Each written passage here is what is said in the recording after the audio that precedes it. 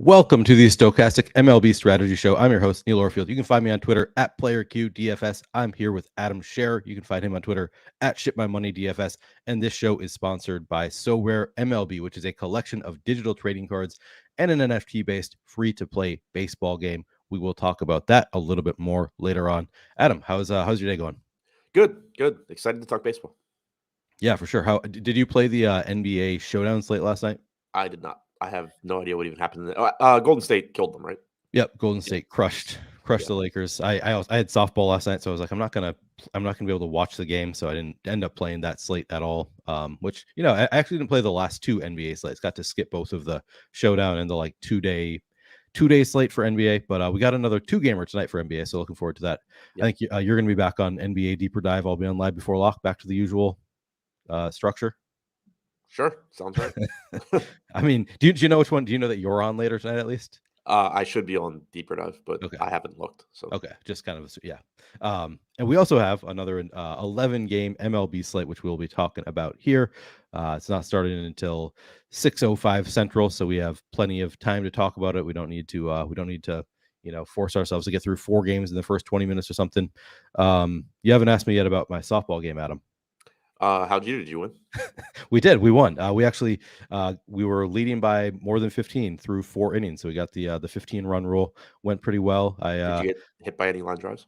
Didn't get hit. So it was an inexperienced team, which is both a plus and a con, a plus and a minus, I guess, when you're playing them, because I don't think they knew the rule about not hitting it up the middle. So I had plenty of shots right at me, but they generally were not like the best hitting team. So like they weren't hitting it particularly hard usually.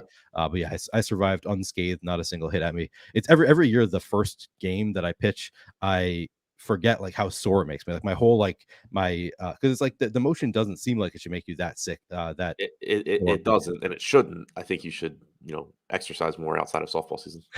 I've been running on the treadmill 4 to 5 miles a day, like not every day, but like fairly consistently running on the treadmill. I'm clearly still very, very out of shape, but like I've lost about 8 pounds this year. I'm working on it. More than me. But it's just totally different muscles. It's like just my hamstrings, my gluteus was like, I've never had that. My gluteus was like spasming. Never had that happen before. It was something new every year. Wait, so you were having ass spasms while you ran? Not while I pitched, mostly after I ran the bases. Okay, that was the part that went the best for me. I got on base all four of my at bats. Of course, I think I'd call 3 of the 4 of them hits. The fourth one being they got the runner out a second, so not a hit. I got on base. I got 2 between third base and home on every at bat, and I scored 3 runs. One of them did not score, but we count it as a hit. Like there's no errors in. At least according to my team in softball. So like if I hit it and an infielder and they bobble it and I get to first base, that's a hit. So by that metric, I went 3 for 4. Okay, so you guys use the same scoring system as like 5-year-olds. Yeah, exactly. I mean, and we're worse than 5-year-olds, or at least I'm worse than 5. A lot of the members of my team are actually pretty good, but yeah, I'm no better than a 5-year-old. But yeah, it's a fun game, fun to. Of course, it started at 9:15 p.m., which I did not love.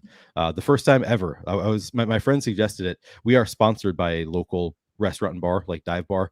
And we're supposed to go to their bar before or after games. For the first time ever, the manager of the team suggested, hey, do you guys want to go to the Cardinal bar before our game tonight? And I was like, my God, we are getting old, because like we're going out to the bar before our softball game because we don't want to go out after. But we did that, got together at 7, had a beer, a couple of beers and a burger before the game. Yeah, good time as always. Make sure you guys do that, because the bars get mad if you don't. I know one of my favorite bars back home sponsored a softball team, and the team just was really bad about going to the bar. And eventually they were just like, okay, why are we sponsoring you if you're not actually coming here? Yeah, exactly. Like, I mean, they got to get something out of it. They're not, that's the only thing they're getting out of it is our commitment to go into their bar. So, and apparently they did not go last week. So they kind of felt like they needed to go this week. But we usually do go. I wasn't on that team, but I've gotten texts like, Adam, can you meet us at the bar? Because we need like X amount of a bar tab to keep them happy. Yeah, and it was literally only 3 of us ended up showing up before the game. Me and the manager and then one other guy. So yeah, definitely not holding up our end of the bargain. What do you do when you have 9 o'clock games? It's not that much fun. Arnold Lane, what type of pitching? Yeah, it's slow pitch softball. I'm the pitcher and not very good at it. It's the goal for me at least is just to get it over the home plate. Just throw a strike. That's all I'm trying to do. I'm not trying to get batters out. I'm letting them get themselves out. Not a particularly strong. It's also like the D League or something, like one of the worst slow pitch teams. But it's fun league. All right, we do have 11 games to get through here. Let's see where we start. Let's start with Boston at Philadelphia. We have Chris Sale on the mound for the Red Sox, Zach Wheeler for the Phillies. First of all, I guess I didn't ask Adam, did you have any overarching thoughts on the slate, or just jump into game by game? Okay. No, I think we can just jump into game by game. All right, well then let's jump into game by game. But first, let me remind you guys, please do like the video, subscribe to the channel if you haven't already, and hit the notification button so we can get alerts when our shows go live. I always forget to ask that at the beginning of the show. Please do. Really helps us out a lot if you do like the video. All right, Adam, into this game. Zach Wheeler, Chris Sale, any interest in the pitchers? Yeah, for sure. One good pitcher, one pitcher that may or may not be good. But Wheeler coming in at 10-6. Not a great matchup against Boston, but not the worst. Only 16% ownership. Second in top pitcher percentage at 18% or 17.5%. So if you can afford Wheeler, he looks pretty good.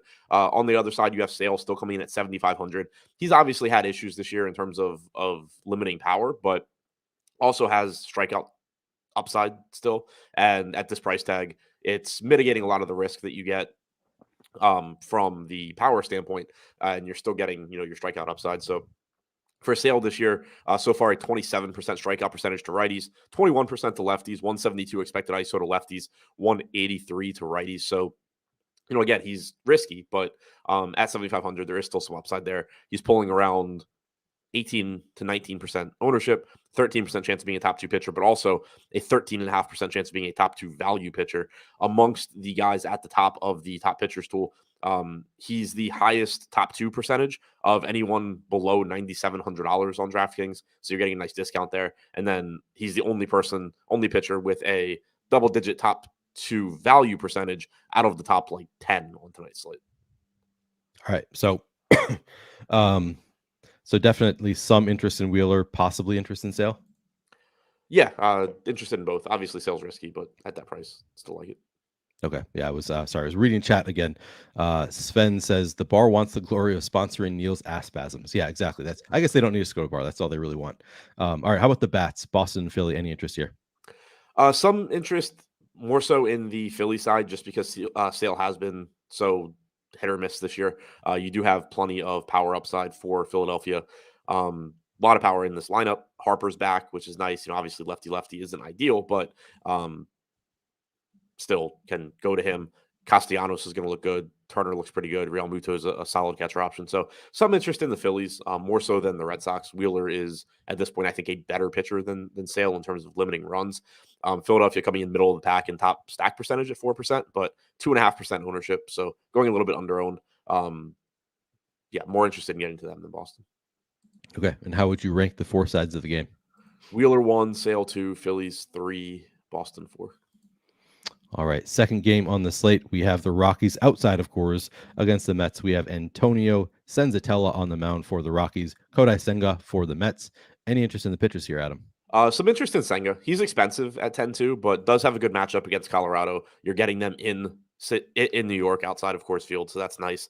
He has the highest top 2 pitcher percentage in the top pitchers tool at about 20%. Only 7.5% ownership because he is relatively expensive. We've seen ups and downs from him this year. He has, walked too many guys, but strikeout stuff's been good. And again, this is a good matchup. So interested in Senga so far. I'm on the wrong day. But so far this year, I think he's got around like a upper 20s strikeout percentage. 27.4% strikeout percentage, has a 15.4% walk percentage, and has allowed 1.7 home runs per 9, 5.48 FIP. There's a lot of reasons to not want to get to him, but the matchup is good. The strikeout stuff is there, and hopefully, as the sample size gets larger, he stops giving up so much power. All right. I mean, it seems like a great matchup, right? Anytime we get the Rockies outside of Coors, is that one of the best matchups? Yeah, I mean, it's a really bad offense, and now you're getting them outside of Coors. Yeah, absolutely. All right. How about the bats in this game? Not a ton of interest in the Rockies against Senga. You can certainly make the case that he's struggled at times this year. So you have some upside there, but I don't think I get to it much. More interested in the Mets side. Senzatella is decent at getting ground balls, but doesn't strike out a lot of guys. And when you get this Mets lineup that has all of the power, in it with Nimmo, Marte, Lindor, Alonso, McNeil, Vogelbach, Beatty. It's a really dangerous lineup, and you're going to allow them to put ball in play. So I am interested in the Mets. They are coming in with a 6.5% chance of being the top stack, 6.5% ownership. So not going over own, not going under own, kind of just there. But does look like a decent matchup against Senzatello. All right, and then how would you rank the four sides of this game? Mets 1, Senga 2, Rockies 3, Senzatello 4. Nice. Arnold Lee says, I played in a high arc league immediately after playing fast pitch baseball, struck out my first 3 times, wasn't until the second game when I began to make contact. I believe so. I think I probably started about 7 years ago on this team. I struck out for sure my very first at bat, just whiffed on both pitches, and you only get two strikes, including foul balls or strikes. I think that was the only time that I had a no contact with the ball strikeout where I just swing and strike, until last year I had another one of those for the second time. But just if you swing your bat a lot slower, it's much easier to make contact. I found once I started just swinging for contact rather than swinging for power, got a lot better. But I'm guessing Arnold is a lot better than I am at slow pitch softball after adjusting a little bit. Patrick Lawrence is right. Why am I sore after slow pitch softball? It's because my body's doing something that it hasn't done in a while. Like I'm sprinting the bases. It's a lot of weird body motion. It's not just like your everyday activity. So even if you are active in other ways, once you do something for the first time that you haven't done in a while, your body's going to get sore. Yeah, bowling is always my perfect example of that. I don't bowl often, but I know that every time I do, I end up being sore in places that I don't expect to be sore, just because you're using muscles that you don't use. It feels so casual while you're doing it, and then later on, it's why the hell are all my? Yeah, it's bowling's a weird one. All right. Twins at Guardians. We have Bailey Uber on the mound for the Twins, Peyton Battenfield for the Guardians. Any interest in the pitchers, Adam? A little bit of interest in Ober. Not a great matchup against Cleveland from a strikeout standpoint, but they do have a 4.1 implied run total, relatively low there. Ober is a decent enough pitcher. He's not getting any ownership, 6.5% chance of being a top 2 pitcher. So at $7,200, not somebody that I'm going out of my way to get to, but if he lands in lineups here or there, I think he's fine. He's in a group with Sean Manaea and Merrill Kelly in terms of top 2 pitcher percentage, a little bit behind both of those guys, but they're getting 20 times the ownership in Manaea's case, 10 times the ownership in Kelly's case. I don't mind using Ober as a pivot there in tournaments. Battenfield, 1% owned, 4% top 2 pitcher percentage, 14% top 2 value percentage. I don't think you really need the savings, though. Okay. How about the bats in this game? Minnesota, as usual, looks decent, pulling 6% ownership, 6.5% chance of being the top stack. A lot of power upside in this lineup against an unproven pitcher in Battenfield. On the other side for Cleveland, if you want to get to guys like Ramirez in particular, I think that's fine. But Ober's not typically a pitcher that I go out of my way to target. Since the start of last season, 150 expected ISO to lefties, 219 to righties. Not much right-handed power in this lineup, but you do also expect those numbers to sort of balance out, given that Ober is right-handed. So I don't love Cleveland. I think that if you get to some Ramirez or Naylor or Bell, that's fine. But I'd be more likely to get to the twin stacks first. Okay, and how would you rank the 4 sides of this game? Twins 1. Guardians 2, Ober 3, Battenfield 4. Okay. Sportsbook says they forget DFS players spend so much time in front of a screen not moving. I mean, that is also true. I do spend most of my day in front of a screen not moving, so that's part of the reason I'm sore. And then SGT says the benches reek of icy hot in our 55 and older league. Yeah, I bet. We're not there yet. The benches reek of icy hot in high school too. That's not an age thing. That's just okay. I guess my team. I don't. Maybe I just don't know the smell of ice. It's not something I've ever actually used. Icy hot. I had arm issues in high school, so I bathed in that stuff. I'm pretty sure. So I ran cross country and track in college. I'm pretty sure some people were using icy hot. I just never was able to figure out what that smell was. I don't know. I don't know exactly what it smells like. That's the other thing that I had a conversation before the game with my manager. So my manager is one of my childhood friends, guy I've known my entire life. But then the league is essentially our age group, him and his high school friends, and then me and my brother, and then his older brother. So 3 years older than him, and that age group. So it's everybody's 39, my age, up to 42 essentially. And he was saying, tell me about last week, how they lost. He said, it was a new team, and they're young. And I thought about it for a second. I was like, from now on, every time there's a new team in our league, they're going to be young, aren't they? We're thinking, it's like, yeah, we're going to be the old guys. Like, we're getting to that point at this point. It's kind of sad getting to that age, but hopefully there are 55 plus leagues, because I really enjoy it. Like, every year I look forward to softball. Like, it's a fun, like, springtime activity. The weather's getting nice, and it's also like a group of guys that I basically only see during softball season. It's kind of funny. Like, we're pretty close during softball season. Then it's like, yep, no contact for the next 8 months or whatever after softball season. So good to hear that there are 55 plus leagues. Maybe we'll join those at some point. All right, Adam, next up we have Baltimore at Atlanta. But before we get to that game, I do want to tell you guys about our sponsor, Sorare MLB, which is, again, a collection of digital trading cards and an NFT-based free-to-play baseball game. This is, I believe, the future of DFS. I mean, maybe there's room for, classic DFS. Sorry, this is not DFS. Future of fantasy sports. This is not daily. Very, very different from daily fantasy sports. This is twice a week. So you have you have contests spanning 3 to 4 games at a time. You can buy cards that you then enter in contests. These cards here, so this is my Greg and I set this lineup yesterday for this week. These are all cards that I paid money for. These are the limited cards, number to 5,000. I bought these cards, and once you buy a card, you can play it going forward. The length of the player's entire career, you can continue playing that card. But again, I've said it before. I'll show you the common cards. You can get into Sorare if you don't want to spend any money.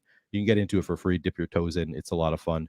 But also, Adam, for the first time here, I've earned a reward. So I wanted to open here. This is the reward that I earned in the last week's contest. Of course, I finished 172nd and only earned a tier 4 reward. So this might not be a particularly great card, but still fun to get a free card. You can win actually tier 1 rare cards in this contest. So cards that are like Mike Trout numbered to 1,000, that kind of thing, you can win in this contest. Unfortunately, I didn't finish quite that high, just 172nd. So I got a tier 4 limited card, and I will reveal the card now. I always find this to be a lot of fun. It's more fun if you win better prizes. Ooh, another dog. Okay, pitcher. Noah Syndergaard.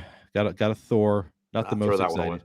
I was thinking, like, I wouldn't have minded if it was a Dodgers batter, like one of the 9-hole batter or something for the Dodgers, but yeah, Noah Syndergaard, not the most exciting card for me.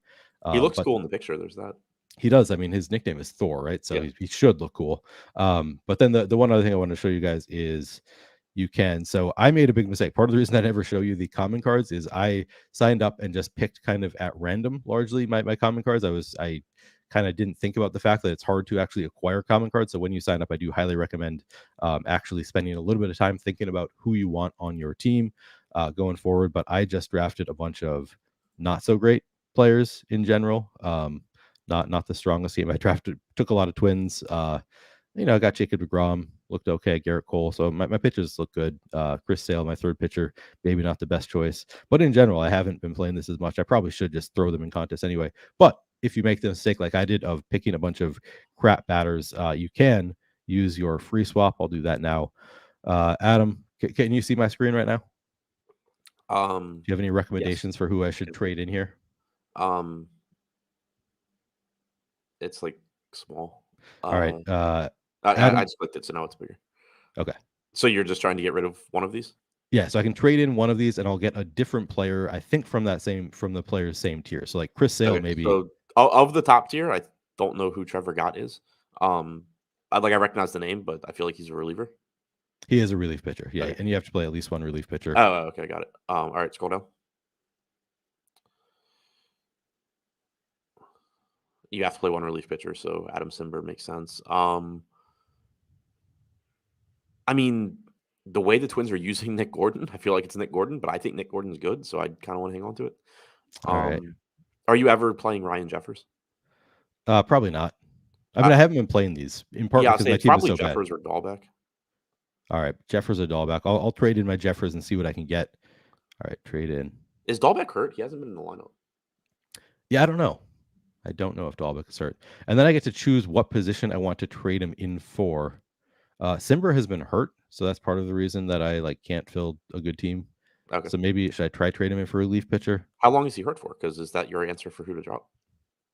No. I'm dropping Jeffers. I'm just trying to think of should I try to get a relief. Simber is hurt. I actually don't know how long Simber is hurt for. That is a good question. Okay, Aggressive Goose says trade Simber. Yeah, so I'm going to do that. All right, I'm going to trade in Simber. without knowing all the details. Trade him in for a new relief he pitcher. resumed throwing 7 days ago. So is he Upper is back strain. No official return date.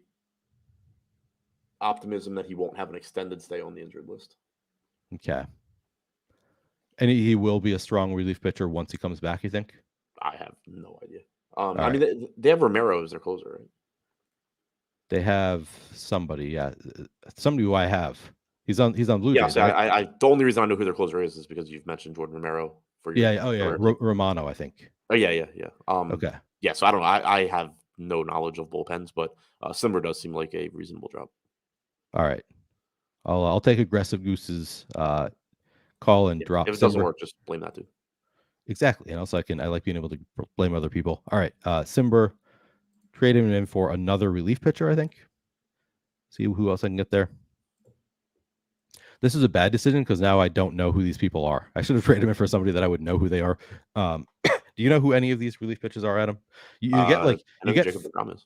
I think you get 5 points for just a relief appearance. You get for just an appearance. For just an appearance, anytime you appear, you get 5 points. You get then another 1 point per out. You get points for saves or for holds.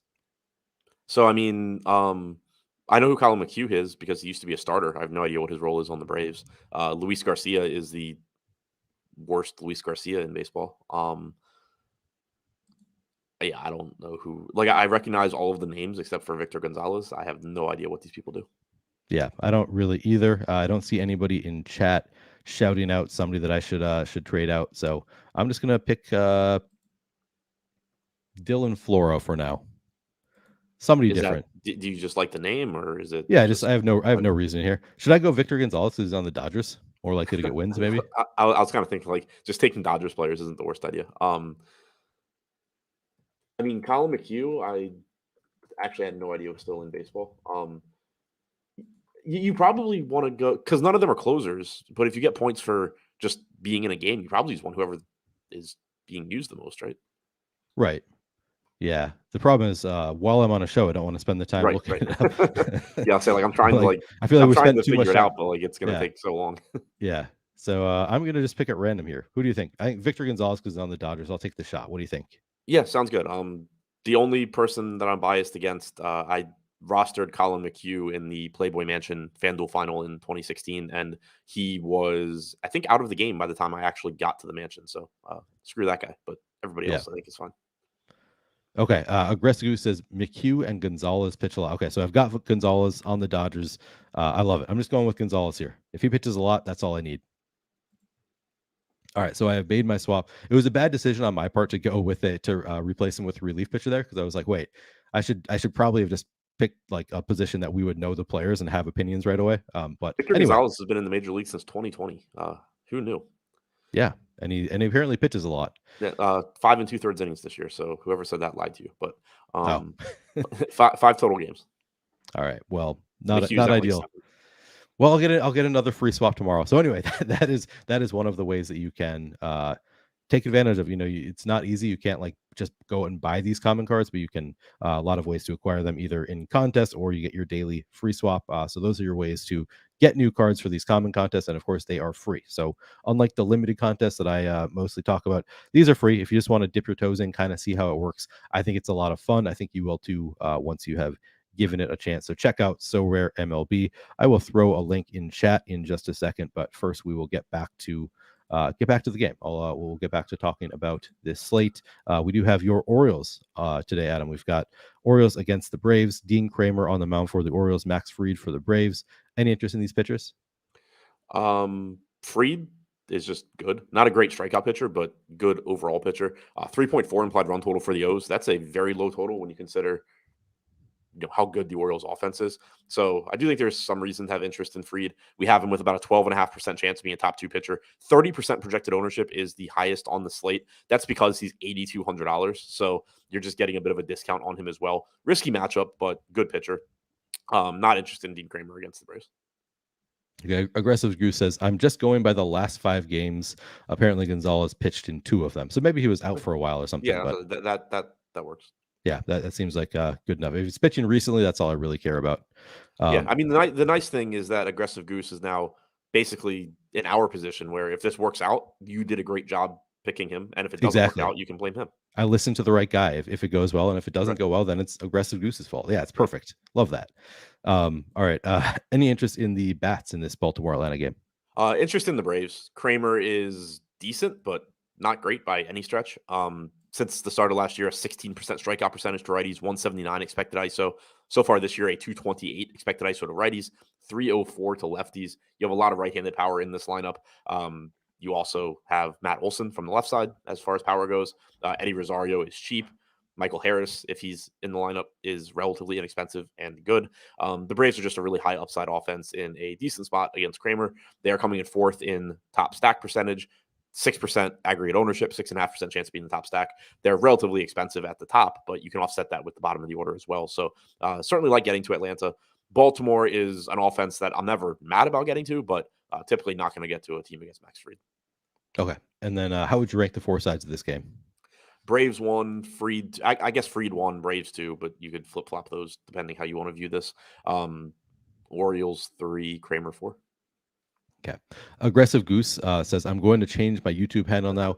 And the first time I've really thought about his name, one of my friends from law school, the one who's older than me in my law school friend group, rides his bike a lot and actually like got attacked by a goose while he was riding his bike, and maybe it was just in his path. I don't know exactly what happened, but he somehow ended up breaking his arm, I think, or maybe dislocated. I forget which one he was. We had two of the friends from that group hurt themselves like within the span of a week, but he like broke his arm or dislocated his shoulder because there was Were a they goose both in docile animal encounters, or The other one just I think so he was a goose, the other one stepped in a hole. He was just running on the sidewalk, and there was like a pothole or something, and tripped on that. So yeah, gotcha. both I'm just not like sure out which one's more embarrassing. yeah, both fairly embarrassing Yeah. for them, but the goose one is a lot funnier. We reference that all the time, how he's terrified of geese because just like played chicken with a goose in the middle of the Right. bike path, would not get out of his way and ended up to avoid. I think I don't know if he hit the goose. I think that he avoided hitting the goose, and that's actually how he ended up hurting himself. But Got it's it. funnier story that he got into a fight with a goose. Yeah. All right. You already ranked the four sides. So yeah, I watch was out. walking yesterday and like a lot of the bars around here have like a cellar door basically in the sidewalk, and there was one open. And as I walked past it, I was thinking how embarrassing it would be if like I didn't see it and just like fell. But glad to hear that your friend basically did that. We don't have those like cellar doors on sidewalks. Like those are very common on the East Coast. Like just Yeah. like you're walking on the sidewalk, there's like a cellar door there. You step on it. I used to like not even think about it until I heard a story once of somebody like stepped on it and it broke and they died. Like just like Oh, fell down the cellar. I heard that story once, and then after that I was like, holy shit. Similar to like how I'm like a little bit never thought of it that you could like fall downstairs before until like over the span of a couple weeks I heard multiple stories of people dying falling down stairs, and suddenly I'm like thinking about it when I go upstairs. After that, I was like, I don't really want to step on that cellar door anymore because yeah. I apparently they think I can might break. stop doing that. Yeah, it's like, man. And that's one of those things like it happens. How many people step on those every day? But like you Right. hear the story and suddenly it's like becomes like a little bit slight phobia there. Anyway, not a huge phobia. I still generally will step on them, but if like there's nobody else on the sidewalk and I can step around it these Yeah. days, I will. For the most Um, part, the ones here are like off to the side, but there are a couple that are just like in the middle of the sidewalk. Yeah, and like in New York, it was just like all over the sidewalks, just like Right. you can't avoid them, and like the sidewalks are busy, so like you just have to walk where you can walk. Right. Yeah. All right, Oakland at Kansas City. We've got excuse me, Kyle Muller on the mound for the A's, Brad Keller for the Royals. Any interest in these pitchers, Adam? No, not particularly. Good matchup for Keller, but not a great strikeout pitcher. Moeller has decent strikeout stuff at 5,200. If you need to pay down for pitching, I think he's okay.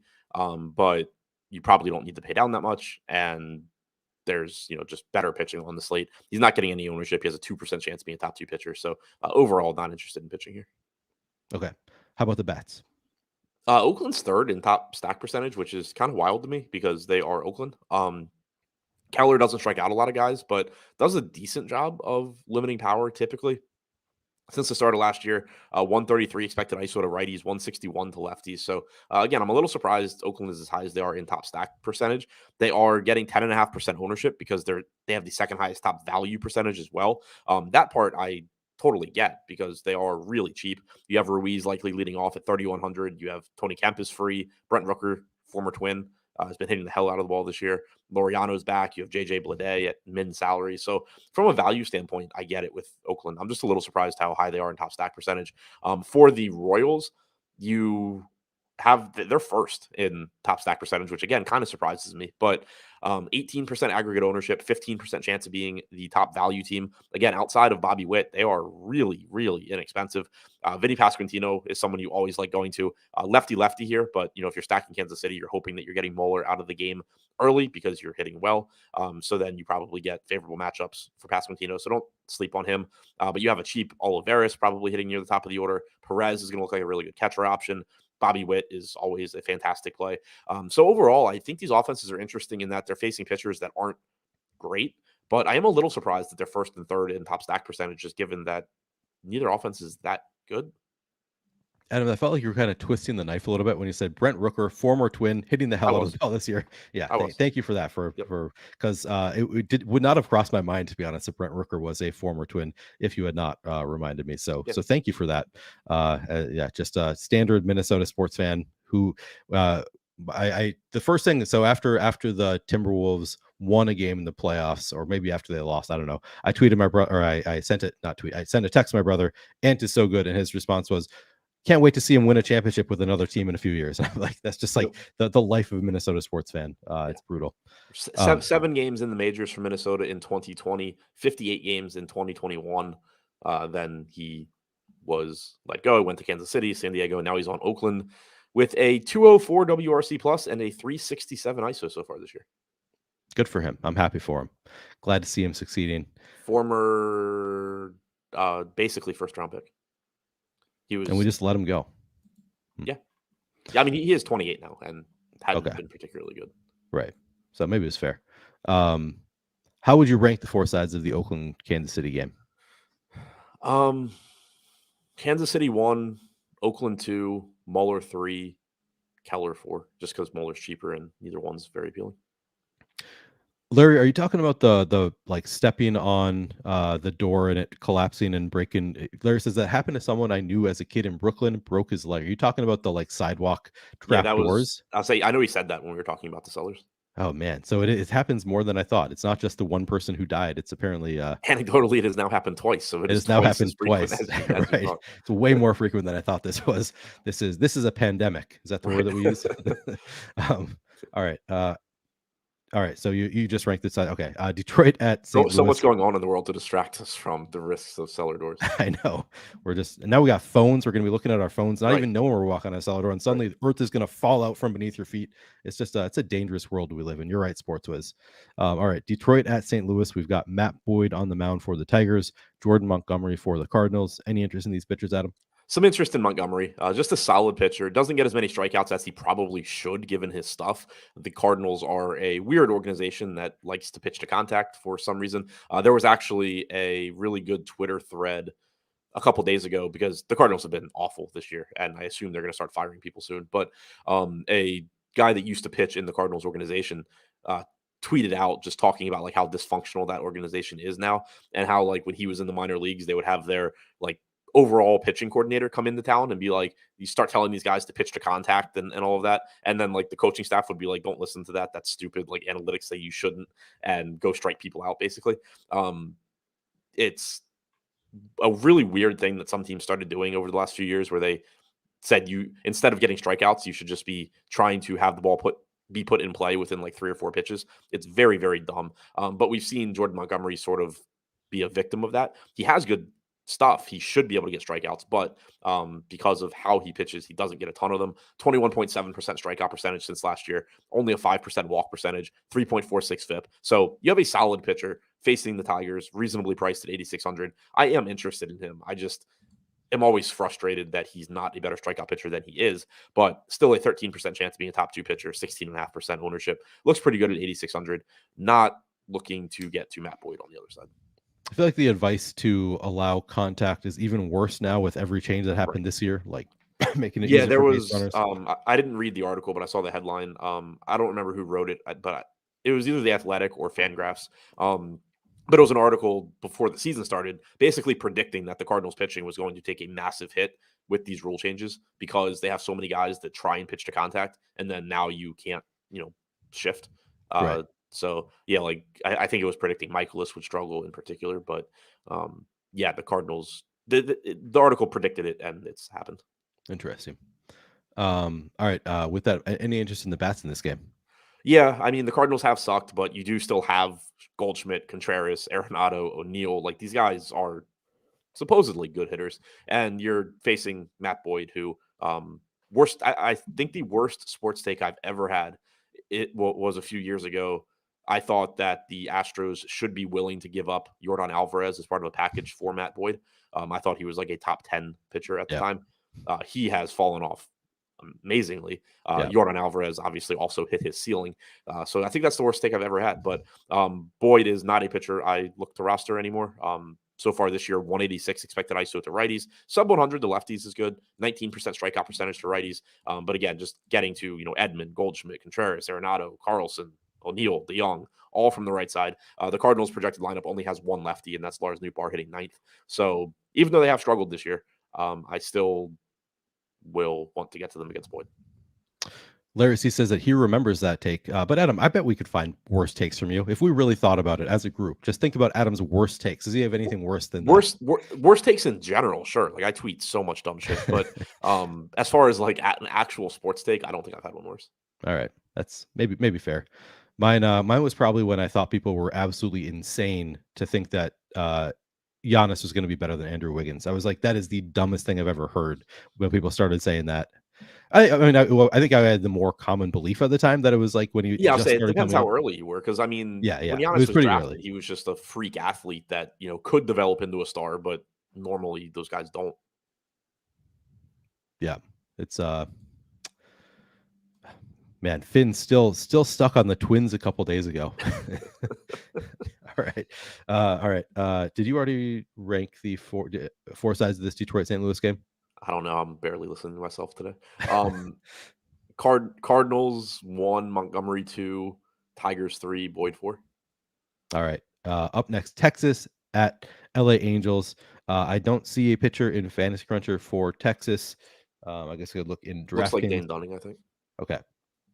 Dane Dunning likely for Texas. Tyler Anderson for the Angels. Any interest in these pitchers? Not particularly. Dunning is decent. He's 6,100, but I don't think you're going to need to get there on this slate against the Angels. Anderson also decent, but not a lot of strikeouts, just pretty solid at limiting power. He's pulling 11% ownership, 6% top 2 pitcher percentage at 6K. So, I guess like if you need to pay down there, fine. But, he's getting a little bit less ownership than Manaea, who's $400 less. He's comparably owned to Merrill Kelly at 6,800. So if you need to go to that price range and you just land on Tyler Anderson, sure. But it's not like you're excited about getting to him. Okay. And you say no interest in 6,100 Dane Dunning? I don't think so. Right now we have him with a flat 0% chance of being a top 2 pitcher. I think he's returning from the injured list, so I assume he's going to be limited. Trying to pull that up now, but I don't think I've said his name yet this year. So I don't think he's pitched. He is.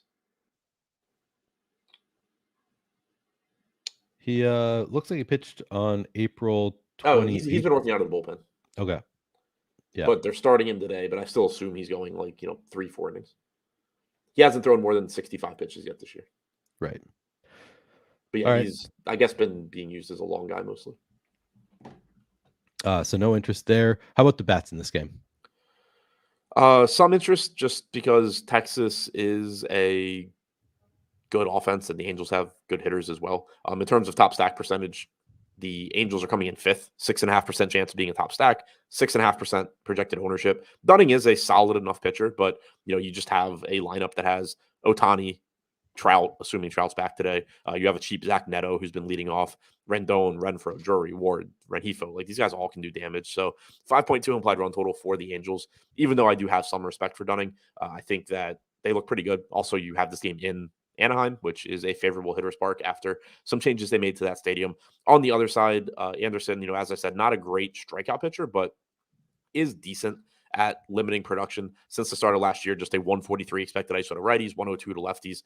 The Rangers do have high upside bats. You have Marcus Semien, Adolis Garcia, Josh Young in particular from the right side against Anderson, but not a particularly appealing spot for the Rangers. They're middle of the pack in top stack percentage at 5%. They're 0.4% ownership, so certainly playable in tournaments, but they're not standing out.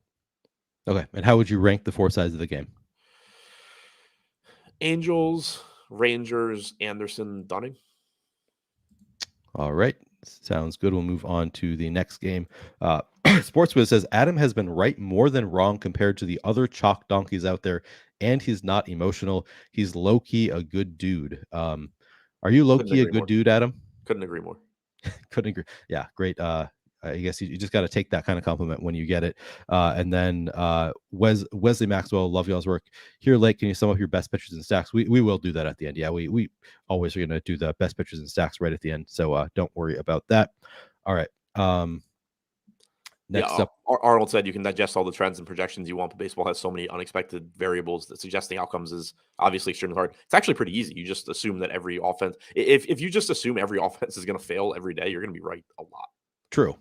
Yeah. But you have to count on at least one doing well, I think, in DFS.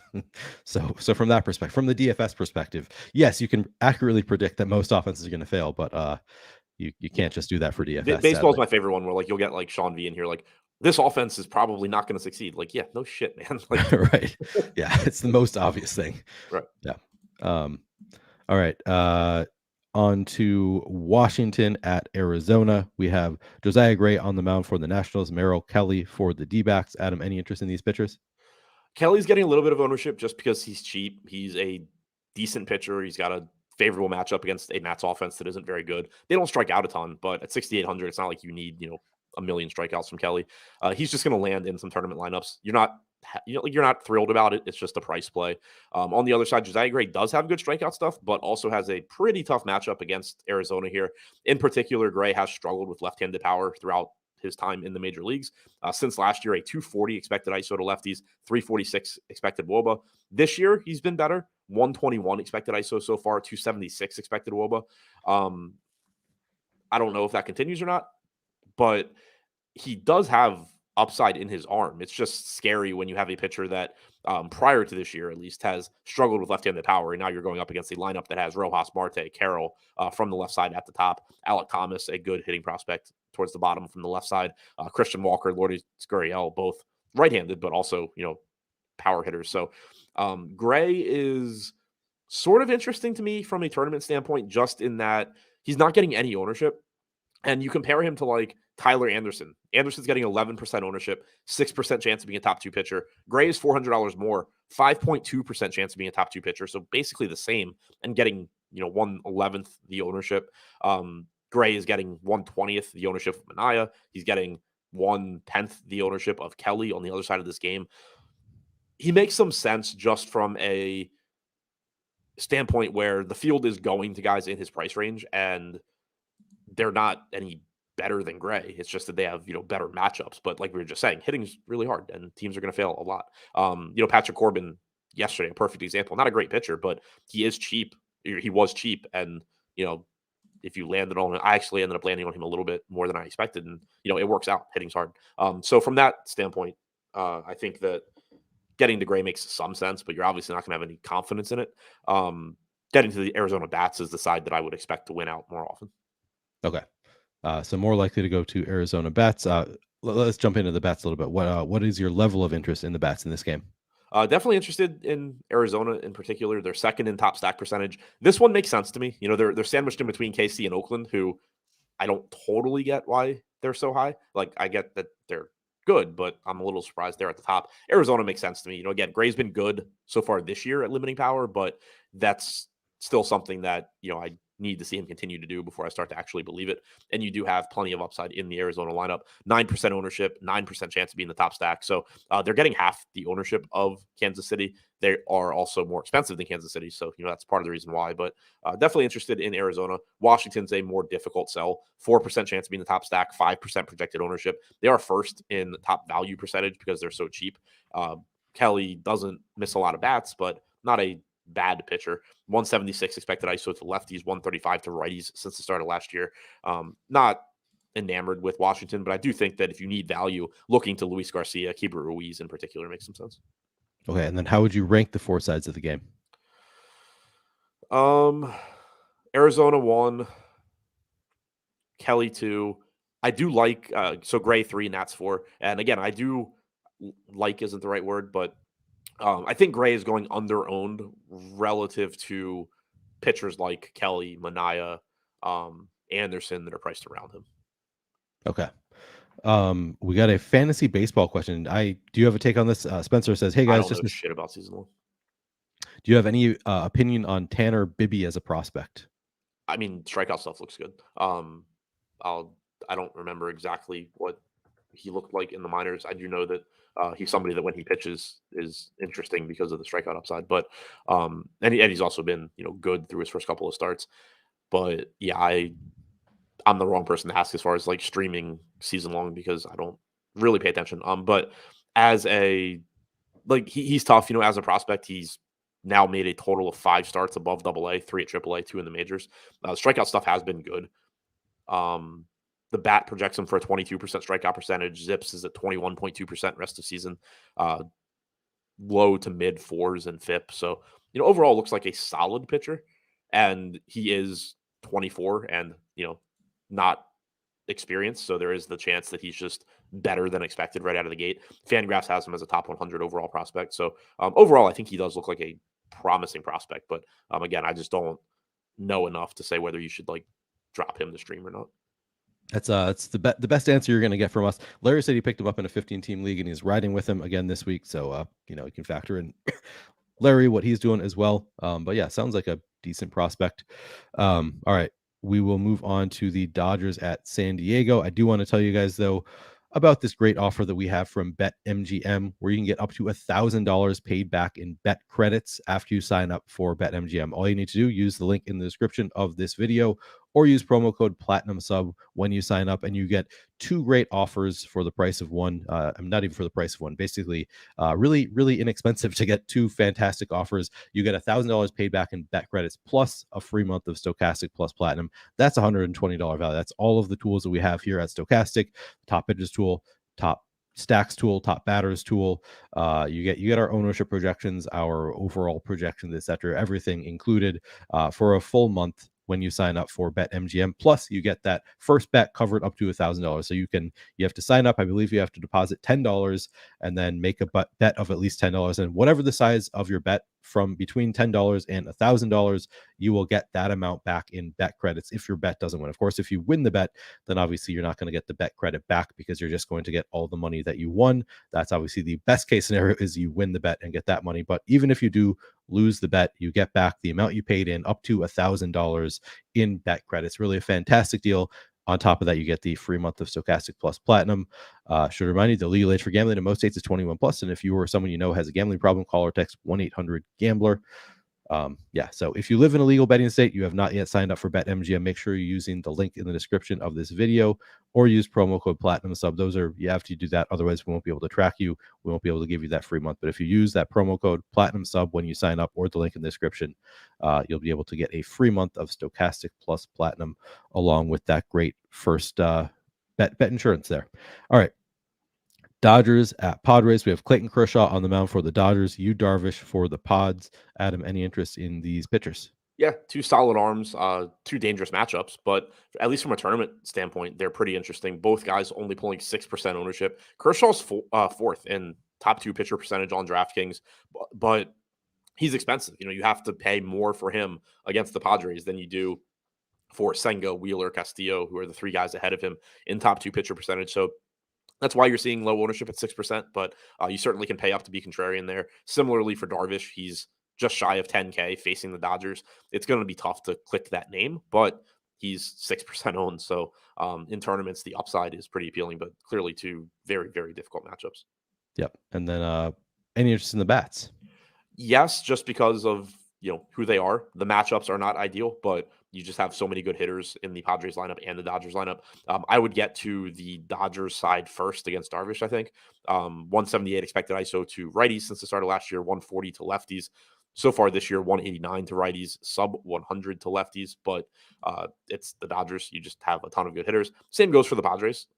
They have a 3.7 implied run total. Dodgers are at 3.8. You're not expecting either team to have success, but the upside is certainly there. This is one of those games that we talk about a lot where nothing is getting much ownership, but there's so much talent everywhere. From a median standpoint, and this is why the ownership is low. From a median standpoint, you're just kind of expecting, like a 3-2 game where the pitchers are decent but not great, and the offenses don't really do much. But that's not how this actually plays out in a one-game sample. Like, there's a very high percentage of the time that you're going to get either a pitcher dominating or an offense blowing up based on how good these offenses are. So it kind of just seems like every part of this game is going a little bit under-owned because median projections aren't ideal. But from a range of outcome standpoint, like it's pretty likely that something does really well here, given the amount of talent in these lineups and the amount of talent on the mound. Okay, and how would you rank them? That's tough. Kershaw 1, Darvish 2, Dodgers 3, Padres 4. But to me, it's all just very similar. Like the hitter, right. the stacks are very comparable to the pitching in that from a median standpoint, they're not super likely to do well, but they're also low owned, good contrarian plays. Okay. All right. We will move on to Houston. Excuse me. I feel like my allergy is getting better today, but I've got like this lingering cough that keeps coming back up.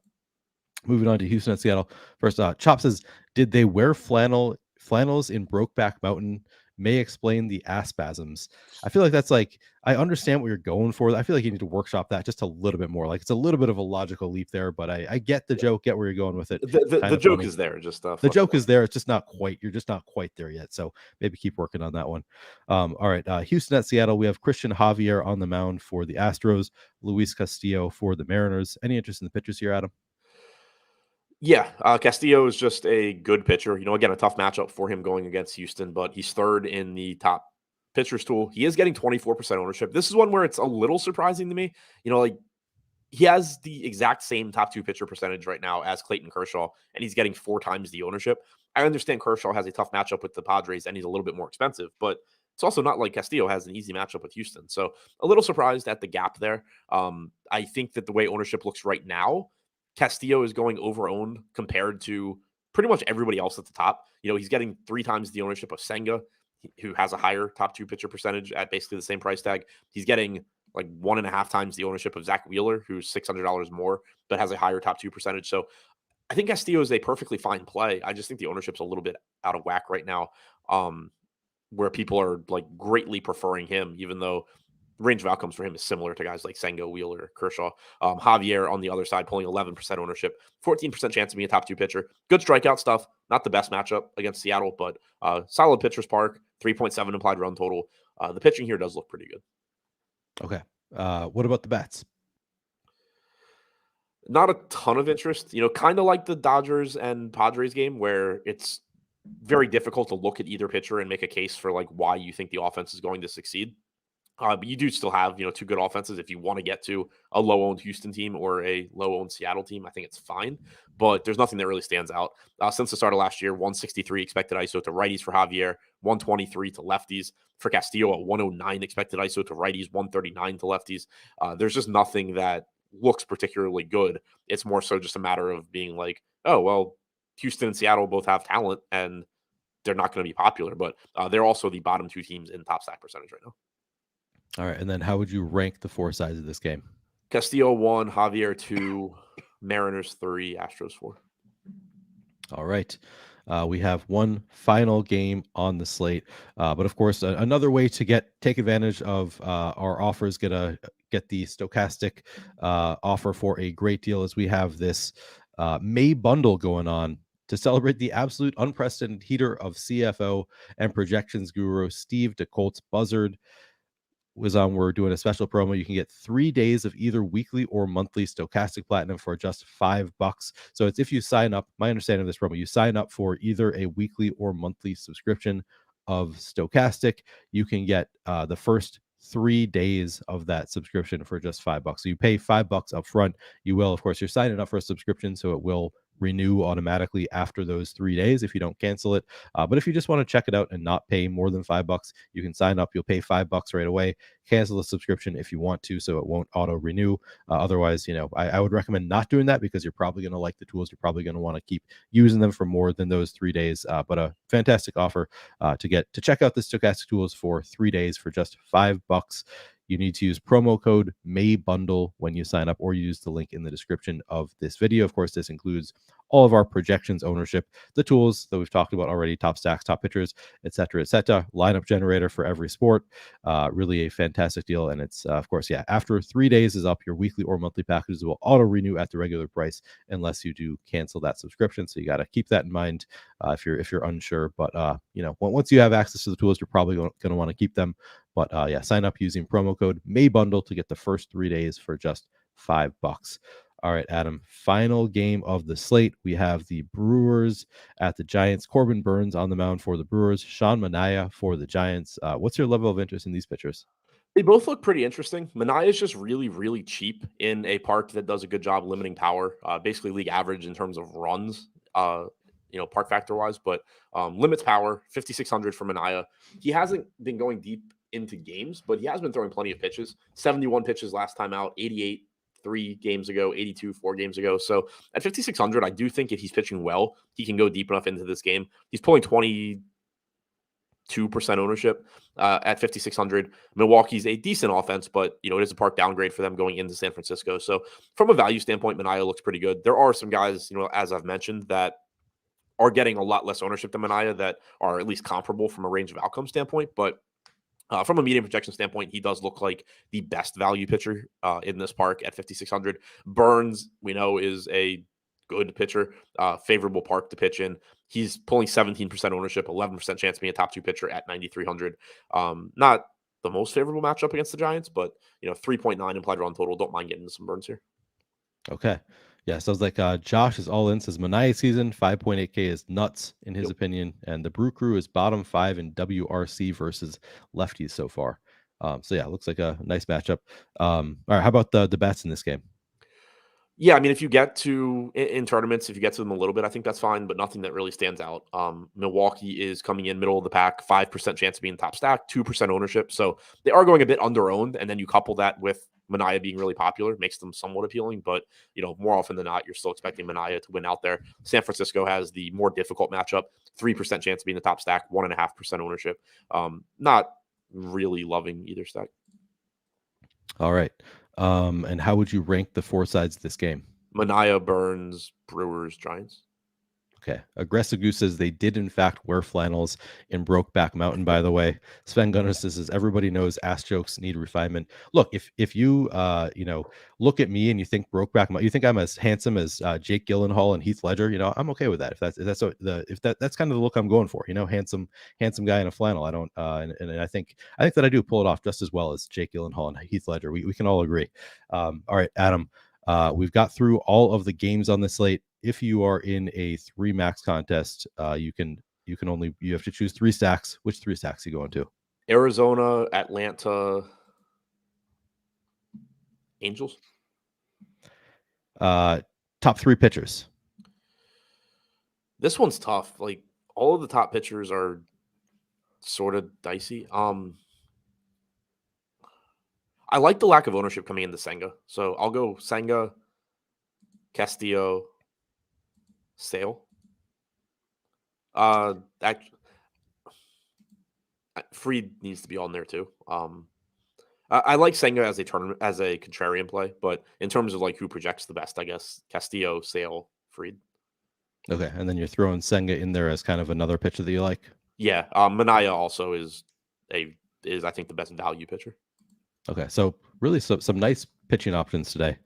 It's a weird slate where like there's a lot of good pitching options, but there's not a lot that I'm looking at and saying like, oh, this is hands down the spot you get to. Like I can pretty quickly come up with a red flag for like every pitcher. Yeah, for sure. Josh Gillum says flannel would pop more with a gold chain, Neil. Yeah, kind of combine me and Adam's looks. I don't know if I've ever seen somebody with a flannel and a gold chain on. Do you think you've ever seen that before, Adam? I do own flannel shirts, so yeah. Oh, have you ever worn it with your chain though? Like, do they go Probably. together? Okay, I so mean, if I did, it would be under. I either wouldn't wear them or it would be under my shirt. So right. It's a different kind of look. I don't know that I've ever seen it. But yeah, interesting idea. How about we got to do our home run call here. oh yeah. This one was tough. Like there was nothing. There were no. This slate's weird. Like there's so many pitchers that are good but have red flags. But then it's also like with the offenses, there was nothing where you're just like, oh, this offense is amazing. I don't know how they fail, kind of thing. Give me when in doubt, let's go back to Joey Gallo. What is Griffin Cannon's handedness? Do you know? He is right-handed. Or wait, Also not pitching today, but no, yeah, I mean Dane Dunning. Dunning. also right-handed. Okay, so I want is Ohtani an option here? Let's see. Yeah. Well, then I'm gonna go. Yeah, I'm gonna go Ohtani here, like the lefty on righty against Dane Dunning. Sounds like a good call to me. All right, Adam, do you have any final thoughts, or you want to tell people where they can find you? I will have baseball and basketball articles coming out shortly, Bet Pro video coming out shortly, and I will be back at, I assume, 5 for basketball with somebody. That was a great plug. I'll be back probably later with Yep. somebody, maybe at some time in the future. Let's see, NBA lock tonight is at 6:30 Central, so I would imagine I am going on So I guess at my show is 5. at 5:30. Your show is at 5:30 Eastern tonight, and then I will be on after that for NBA Live Before Lock. But I will first in 20 minutes. I'll be doing an underdog show with Eric Lindquist. So make sure you're back in 20 minutes. Check out me and Eric. 5:30 real person time. Me and Lofty with Jordan Klein producing. All right. 5:30 Eastern time, elitist coast time. Adam will be on. I'll be on at 6:30 elitist time with Jordan producing, and I assume Greg. It's usually me and Greg, so I'm assuming it's gonna be me and Greg once again for NBA Live Before Lock. But first, in 20 minutes, make sure you come back, check out the Underdog Show with me and Eric Lindquist. Thank you guys very much for hanging out. Please do hit the like button if you haven't already. Subscribe to the channel, hit the notification button so you can get alerts when our shows go live. Let's win some money tonight.